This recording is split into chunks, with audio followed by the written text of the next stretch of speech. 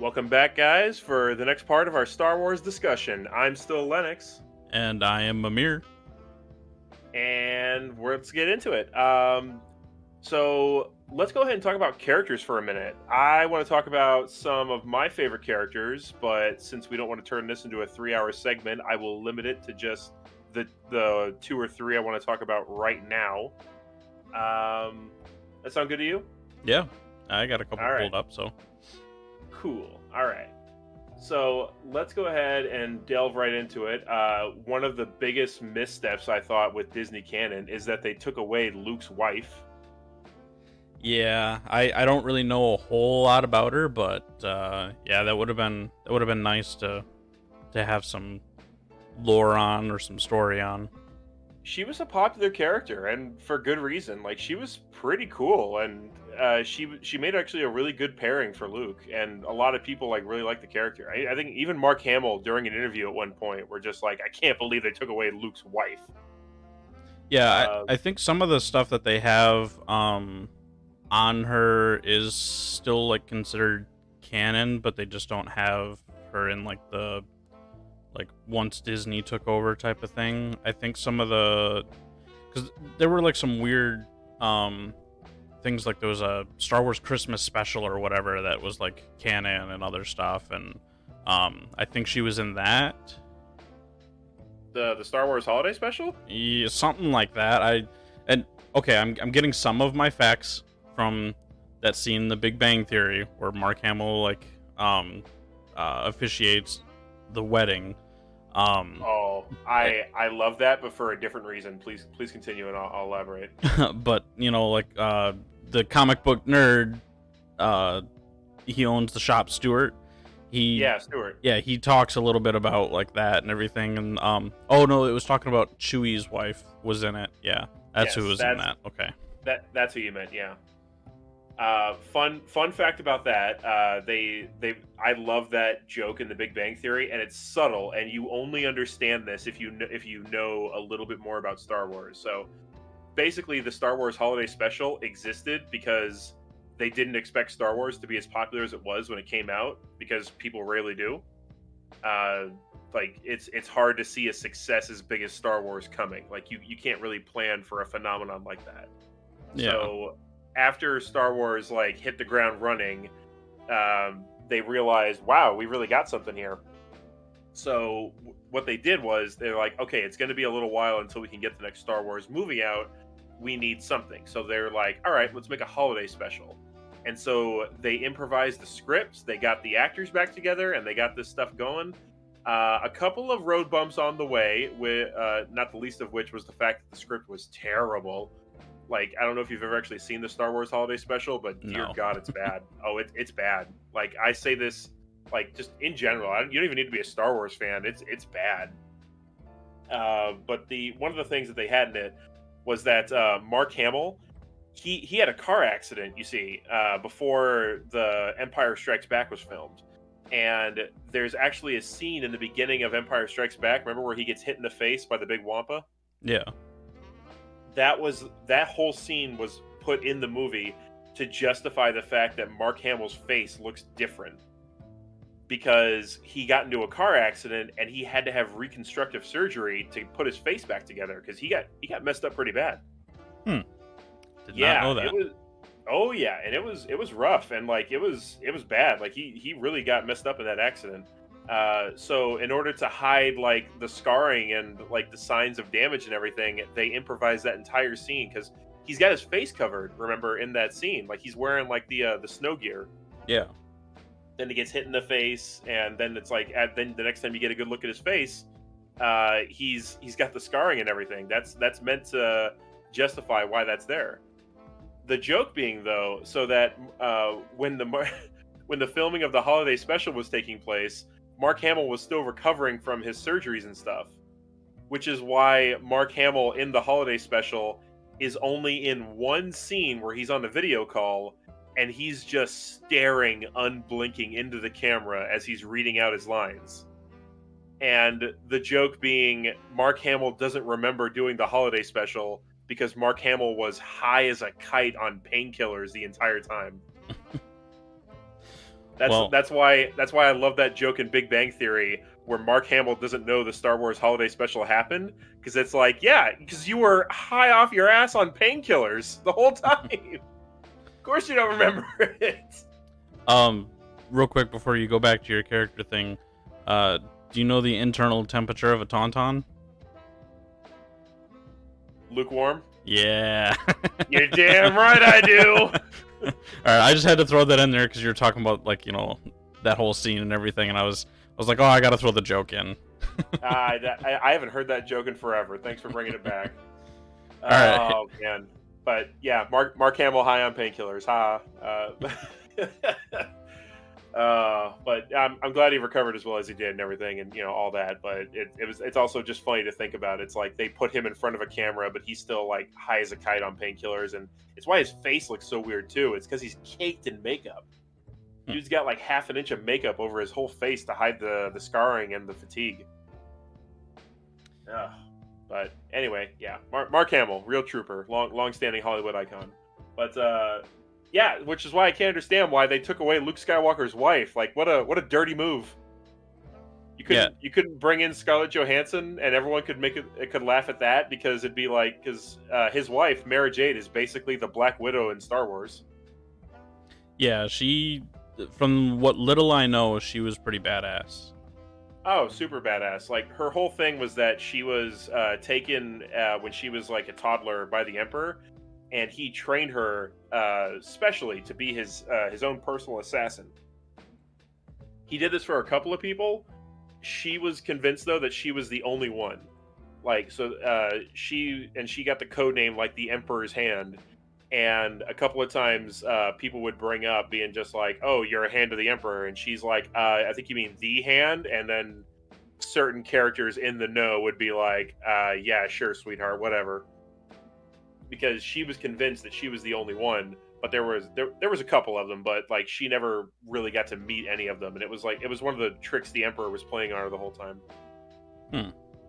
One of her special abilities, though, and she was probably the favorite one. One of her special abilities was that she was a great infiltration expert. She, like the whole Black Widow theme. She was great at infiltrating like high society parties and all these galas and museum openings and whatever else she needed in order to get close to high-ranking Imperial targets in order to assassinate them or steal information from their personal computers or something. Insert NordVPN ad here in the middle of our podcast.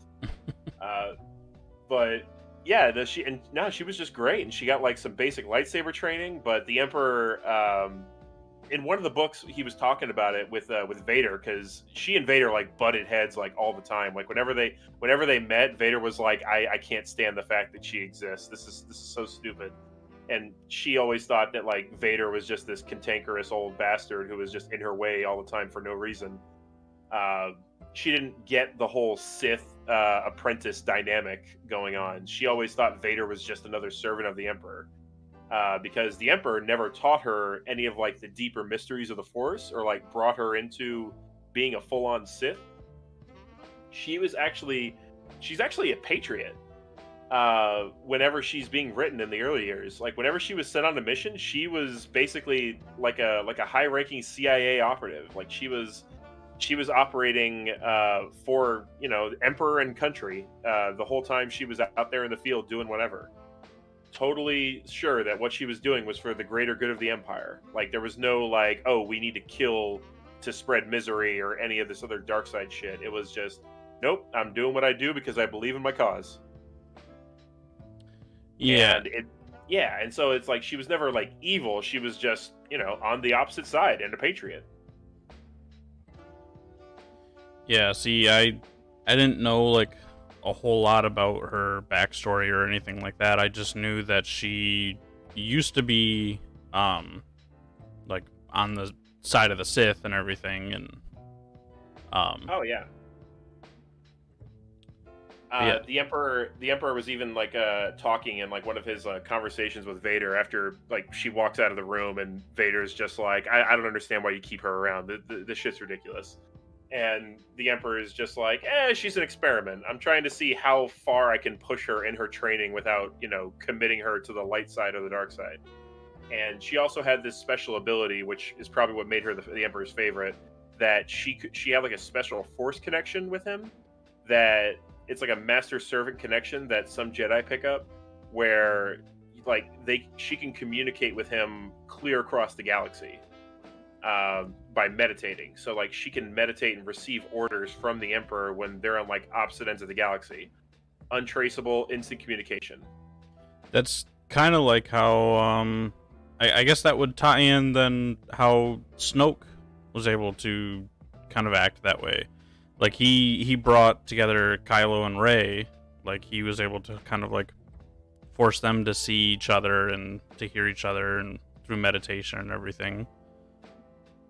That's kind of interesting that they went that route with it, because it's sounds like it's kind of like the same thing. It kind of is. Disney Star Wars did not invent anything new.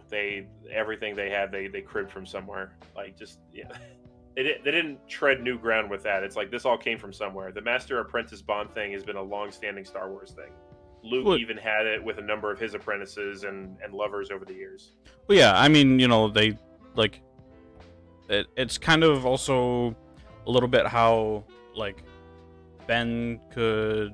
Well, I guess it was Ben during that time, but it was with Ben and Luke, where he's kind of talking to him through the Force and everything after he had passed, but he wasn't necessarily like a Force ghost yet, So I don't know, the way that he was able to kind of like communicate through the Force that way.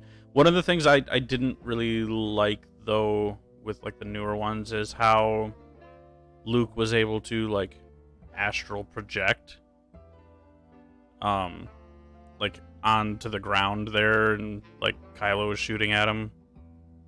I just like to point out that is by far not one of the most ridiculous Force powers Luke Skywalker has ever had. He's done shit way more ridiculous, but at the same time, the fact that it in the Disney movie that it killed him was absurd to me. Well, I think it was supposed to be that it was like it took so much of his life energy to be able to do that he ended up passing away from it. But actual Jedi have done way more impressive feats that like Jedi who are not Luke Skywalker, like Luke Skywalker's major leagues, and Jedi who were not as powerful as him did stuff way more impressive that took their lives. And it's just like, really, astral projection was what killed you? You should have like I'm gonna point this out real quick. This is a Legends deep cut here. You can teleport using the Force, like between planets. It's super difficult and super dangerous, and even the people who invented the technique are like, you straight up should not do this. This is super dangerous and stupid. Why would you do this? But in case you need to do this, here's how you do it. And I think Luke did it like 2 or 3 times. I don't know. I'd have to consult the Wikipedia. But yeah, like the Force abilities get absolutely ridiculous, and astral projection cutting out that much or like taking Luke out, I was just like, oh, what a cop out. Like actual Luke Skywalker should be powerful enough to do that, and he'll be tired afterward. He's old man Luke, but he'd get up afterward and be like, oh, I need a coffee. Let me go get some green milk. Well, I do want to reiterate again that some of this is considered canon by Lucasfilm. Some of this is considered canon by fans. Some of it's not even canon. All that we're talking about, not just this Luke stuff, but all that we're talking about. So that way people don't get like completely upset, be like, it's because it's not canon, that's why, blah, blah, blah, whatever. There's Star Wars in general that we're discussing here. There's Disney canon, like what they've established as like the new Star Wars canon, and then there's older canon, which was pre-established stuff, which existed, and it's where all this other crazy stuff like Force teleportation and where Mara Jade existed, and hundreds of other Jedi characters and other wacky, kooky, crazy characters who you never heard of. Like the list gets extensive, and if I were to like try and find some of the most ridiculous Star Wars characters, that would be its own episode. I'd show you pictures, and you would just straight up call me a liar. That's a conversation for another time. But needless to say, Legend Star Wars was a very saturated piece of fiction, and it got deep with how like that rabbit hole was deep.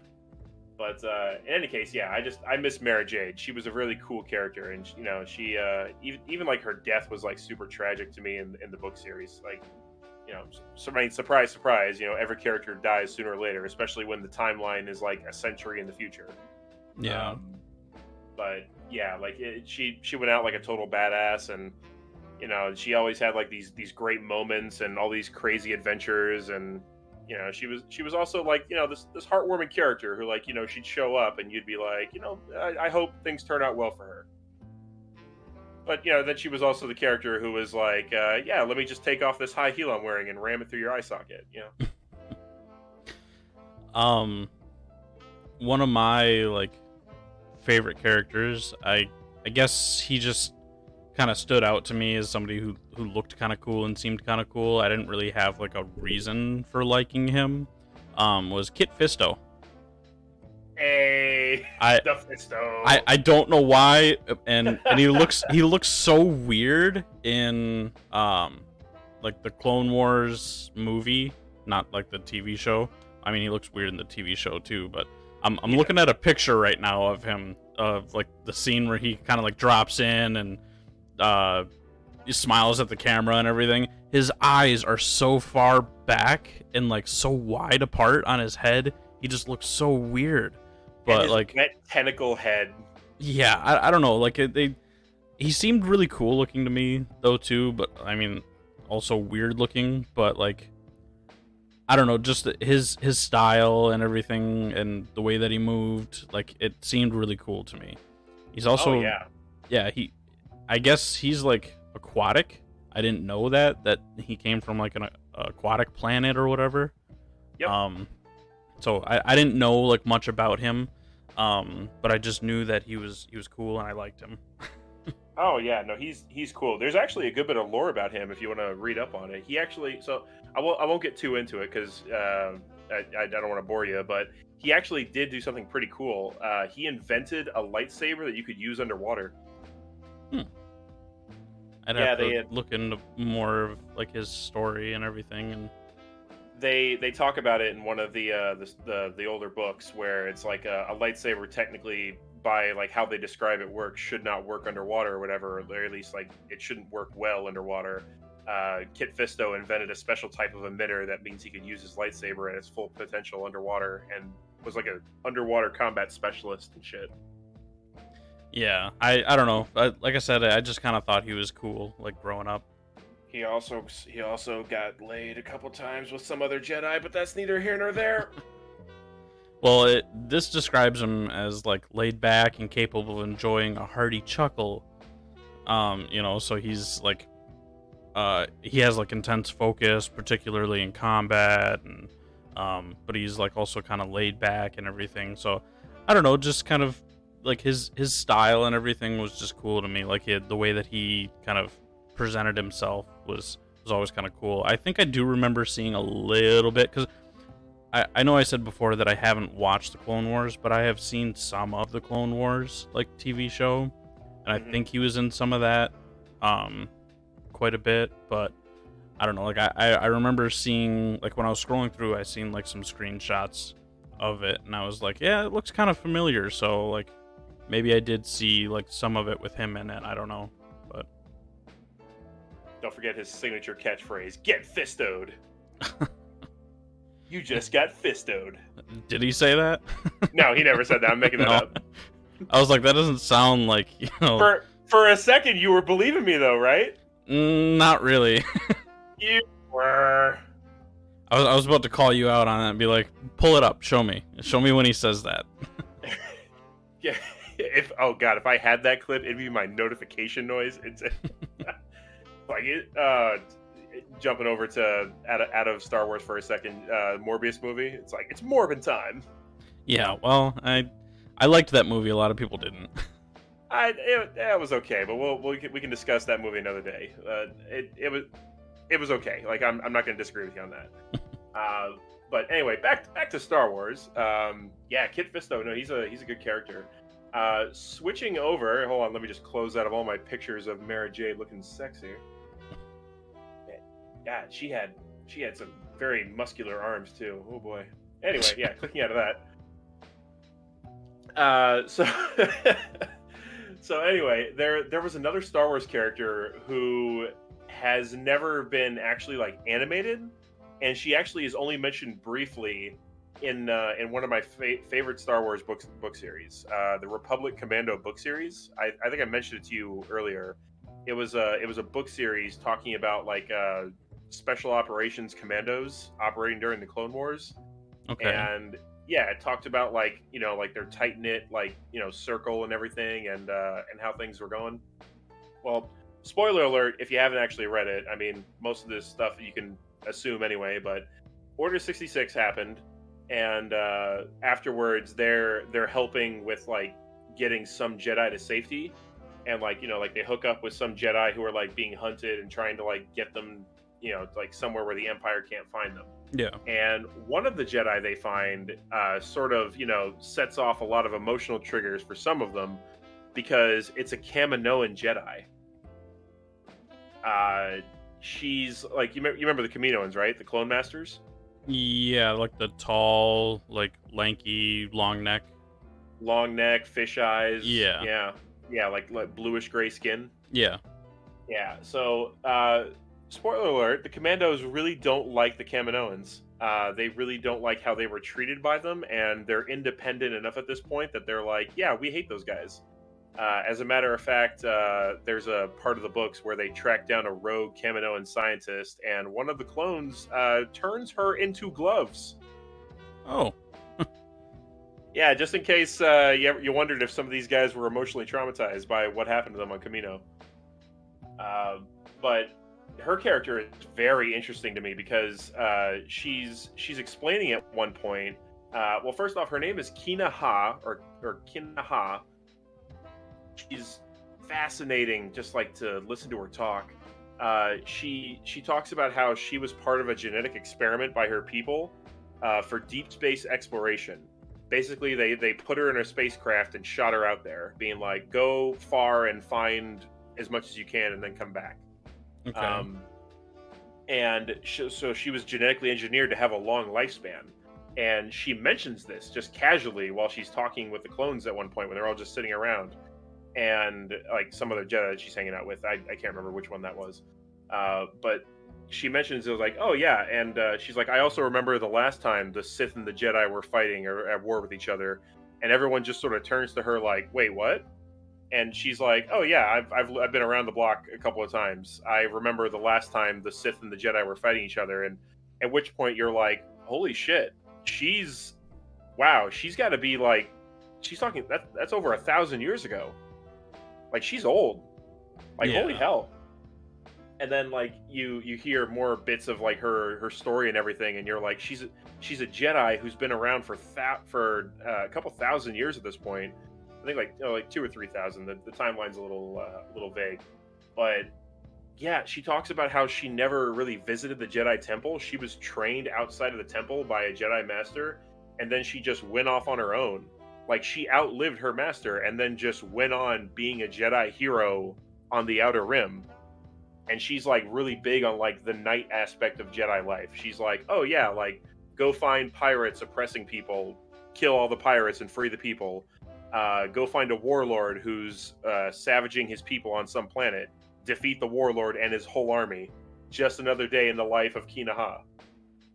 And it was as she was like describing this stuff that I was thinking to myself, it's like, wow, she's lived that long and she's traveled that far and did all those things. She's the origin of all the Jedi legends. The reason that there's all these legends about Jedi across the galaxy, even though the Jedi are a relatively small organization on a galactic scale, it's like, oh, she's the origin. She would spend centuries going from planet to planet fighting injustice and winning the day and saving the day and all that. It's no wonder everyone knows about Jedi. It's because of her. She's the origin. And or at least for a lot of these planets, at least. And I was just thinking to myself, it's like, what a cool and interesting character. And then it also helped that she's like interesting herself. Like she cheats at cards. At one point, a bunch of them were sitting down. They were playing like a hand of like Pazak or whatever Star Wars game. No, I don't think it was Pazak. It was something else. Sabak is the poker game they were playing. Pazak is blackjack. In case you were wondering if I remember too much about Star Wars. Yeah, like they're all sitting down and they're playing Sabak or whatever, like Han Solo's favorite game. And at one point, one of them accuses her of cheating, and she's like, "Are you saying that I would use my immense connection to the Force and all these powers to cheat at cards?" She's like, "I would never do that in a way that you could prove." And everyone just sort of stares at her. It's just like, "Man, you tricky bitch. Yeah, you tricky bitch. You're up to something. We know it, but we kind of like you anyway." And there's like some other line she talks about where she's like, "Oh yeah, I love movies." Like she at one point she was hermited, hiding out on Camino, trying to find out. Like she's like, "Oh, I had a vision that something bad was going to happen, so I spent a century or a couple decades hanging out on Camino, hoping I could find it." Clearly, she did not. But she's like, "Yeah, I was mostly alone, but I passed the time watching movies. I love watching movies."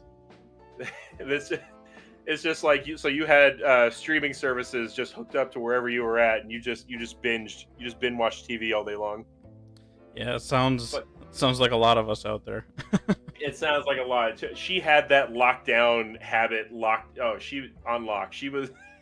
That was a terrible pun. I'm sorry. She had her lockdown habits just dialed in, and she was just ready for it. She spent decades, at least. What's implied. The timeline is all very vague, but yeah, she spent decades just sitting around watching movies, and she's like, "Yeah, I love watching movies."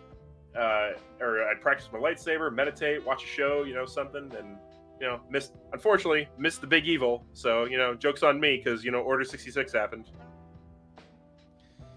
Yeah, she's got this crazy quote too on the Wikipedia page. I don't want to read it out to you just because it's it's long and I've already gone on long enough. But I'm gushing about this character just because I love all the implications about what she is and all that. Just this lone Jedi who's just centuries old, who's just like this badass traveling warrior who's like been everywhere, done everything, and just has experienced so much. What was the quote? Oh, well, if you want me to read it, I'll be happy to read it. The quote is, "Your prowess with a lightsaber is childish vanity. Your physical force powers are no more than a conjurer's trick, sleight of hand to dazzle the ordinary beings you should be serving.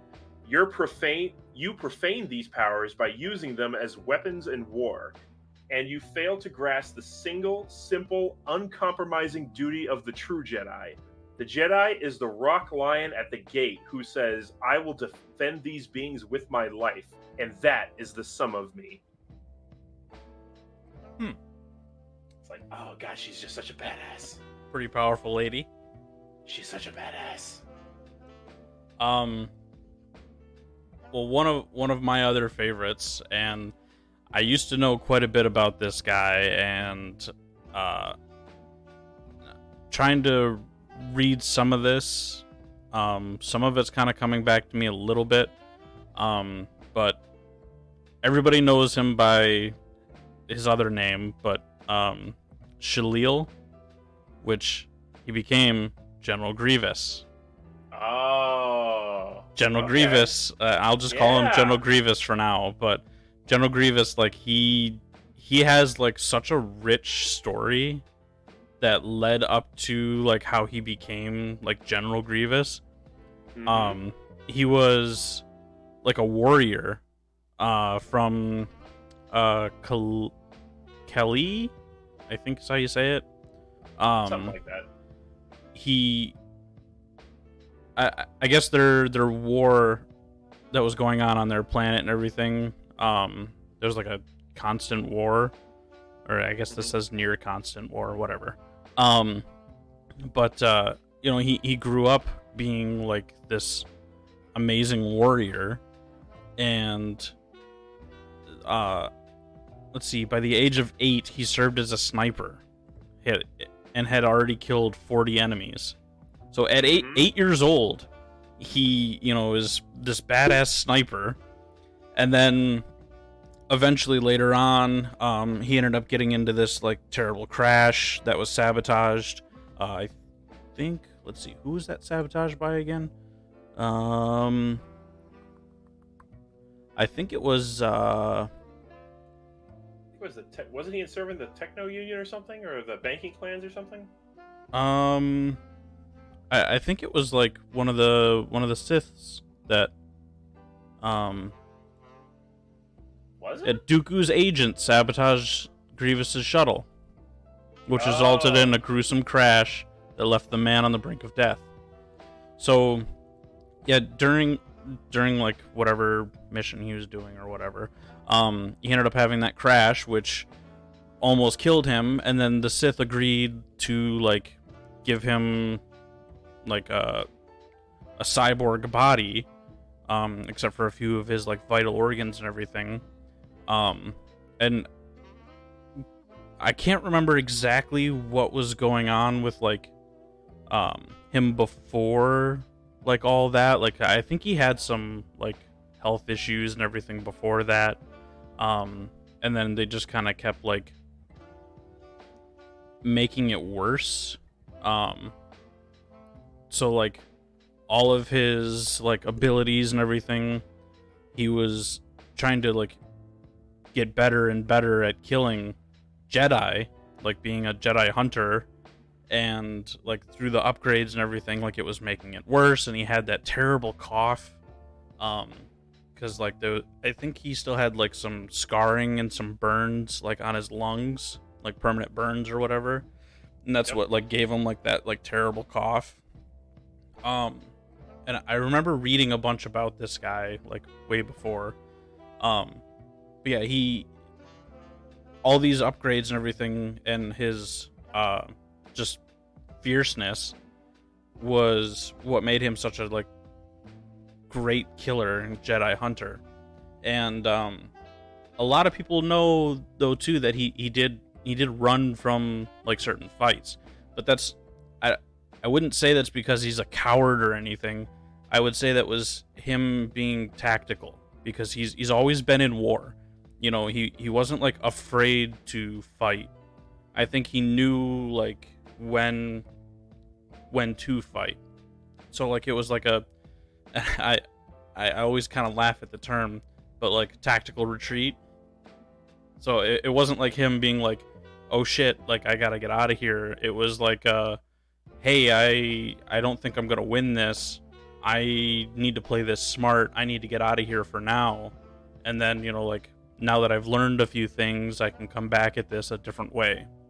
Yeah, he's not just a soldier; he's a survivor. That's his big thing. It's like he's like, it's great to win. It's better to come back and so I can win tomorrow. Yeah, you know, so I mean, he was smart. He was like the leader of the like droid army and everything. Yeah. Like he was like this amazing fighter, and I don't know, I always loved like his backstory and like his like fighting styles and everything. He kind of had a little bit of his own, but also like kind of learned from killing other Jedi, and like I think he was trained by Dooku as well. Yeah, so let's see. The reconstructed Grievous became a skilled lightsaber duelist under Dooku's guidance. So yeah, he trained under Dooku. So like Dooku was a like great swordsman. I'll just call it that. You know, like a lightsaber duelist, whatever. Yeah, lightsaber duelist. Yeah, that's the good term for it. Yeah, so I mean, like learning straight from Dooku on how to kill Jedi, plus all of his previous knowledge and everything of like warfare, like he was a force to be reckoned with. No pun intended. Oh yeah. No, I get it. And he also had the his Magna Guards commissioned. Yeah. Which was like a big deal. I remember because they were like a legitimate threat to Jedi. Like whenever we see them, it's of course we're seeing our heroes destroy them, but it's like in actuality, it's like no, these are a real problem. If you want to build robots that could kill Jedi, this is a good start. Yeah, like he was feared by Jedi like all over. obviously in the movies and shows and things like that, it's gonna be like your heroes are gonna be cooler or better or not as scared. Like they can't make the bad guy look too terrible, but like Grievous was Grievous, you know. Yeah, So a it force was, to be reckoned. yeah, he was pretty badass. So, and I had like the little Lego one, and I had the old school Lego one too. So it was kind of cool. Like they have a new school like Yeah. Lego Grievous, but I had like one of the like first prints that they did of him.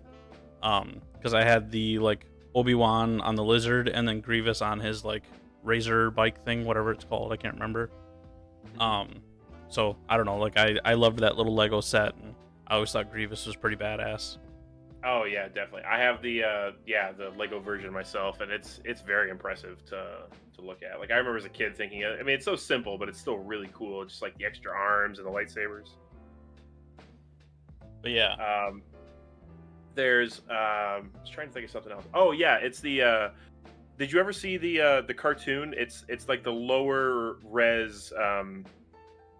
It was made before the Clone Wars, like the big CG animated one. Like this one looks like it's 2D. Like there's the 3D and the 2D version. And yes, yep. yeah, the 2D version, which was made mostly just to sell toys. Um, and there's like that really awesome Grievous introduction fight scene. Mm, I was wondering if you'd seen that or not, because if not, I need to show it to you. I believe so. Because I watched like the Clone Wars before it was like the like big 3D like Clone Wars show or whatever. Because they had the 2D version or whatever that I watched that. Yeah, that's the one I was talking about too. Yeah, it's the 2D one, which again mostly to sell toys, but it was really good. Like I was really surprised when I remember I looked into it at one point as a kid, and I remember thinking to myself, it's like they made this to sell toys. It's really good. They should keep doing this. Yeah, that was a good fight scene and everything. Like he seemed very scary in that. He was terrifying in that one. Like he was like a genuine force to be to reckon with. They also had that joke. They had the one Jedi Knight who was like Jedi Knight Shaggy Oh yeah. because they drew him and they're just like, you basically drew Shaggy from Scooby Doo, and then Grievous literally just like stomps him out of existence like right away. Like Zoink Scoob, General Grievous, Roro.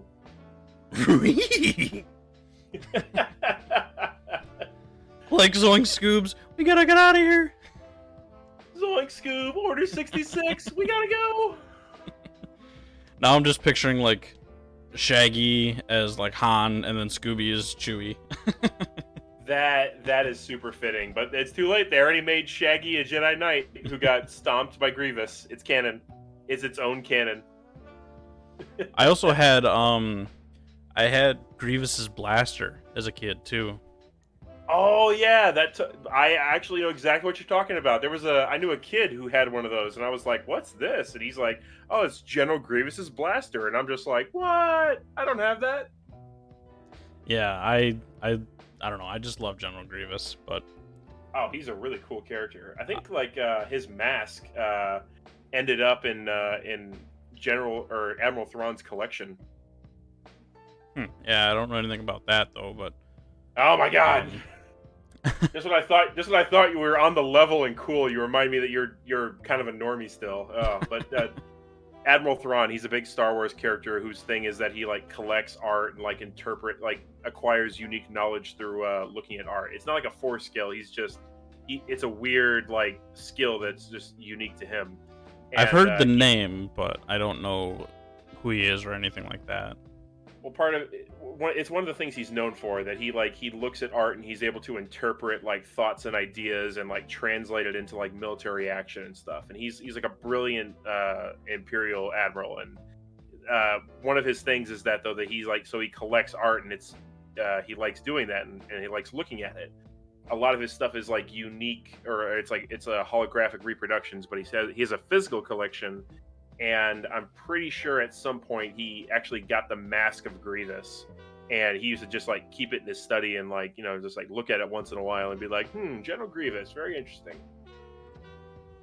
And just because I know everyone's gonna want to throw a fit about this or whatever, we gotta do the hello there, Obi-Wan Kenobi, or no, General Kenobi.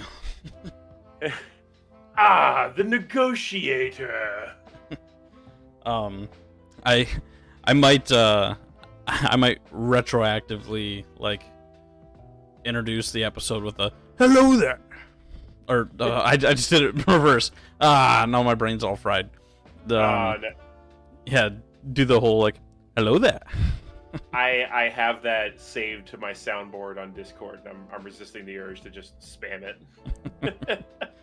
I should add those. Partially because we probably can't hear it on the actual recording for this episode, but I think if you play it, it should go through. Whatever you play a sound, it's recording Discord, so. Oh. Hello there. Yeah. Hello there.